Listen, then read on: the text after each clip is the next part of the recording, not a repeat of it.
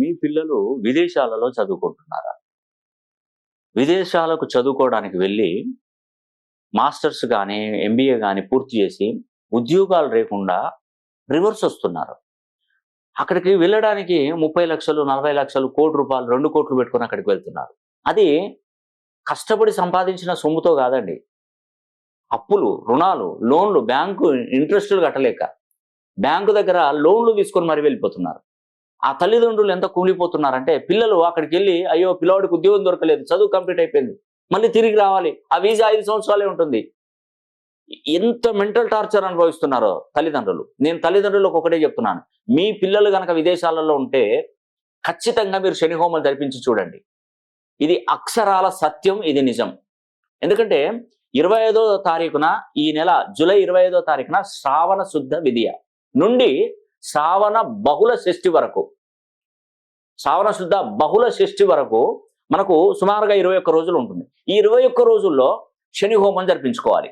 అయితే నేను ఒక విషయం చెప్తున్నాను, శని కుంభరాశిలో ఉన్నప్పుడు మాత్రమే శని హోమం. మీకు మీనరాశిలో ఉన్న శని హోమం వద్దు, మేషరాశిలోకి వచ్చినా పనిచేయదు. ఎందుకంటే తన స్వక్షేత్రంలోకి రావాలి. స్వక్షేత్రంలో వచ్చినప్పుడు మాత్రమే శని హోమం జరిపించుకుంటే మీ పిల్లవాడికి 30 ఏళ్ళ కనుక అసలు శని అనుగ్రహం ఉంటుంది, ఎప్పటికి ఉంటుందండి.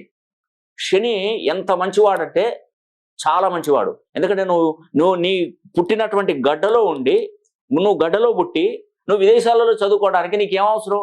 నీకు టాలెంట్ ఉంటే నువ్వు ఇక్కడే చూపించు, నువ్వు అక్కడికి ఎందుకు వెళ్తావు అని శని అసలు నిక్కచ్చుగా ఉంటాడు. ఖచ్చితంగా చెప్తున్నాను, నువ్వు ఇక్కడే చేసుకో, ఇక్కడ ఉద్యోగం చేయి, ఇక్కడ చదువు, ఇక్కడ ప్రయోజకుడిగా ఇక్కడ 10 మందికి ఉపాధి కల్పించు, నువ్వు విదేశాలకు ఎందుకు వెళ్తావు? శని అట్లా తమ్ముడే పేకాట అంటారు చూసారా, ధర్మం సమానంగా ఇస్తాడు. అందుకే మనం ఏం చేయాలంటే శనిని అనుగ్రహం కోరాలి.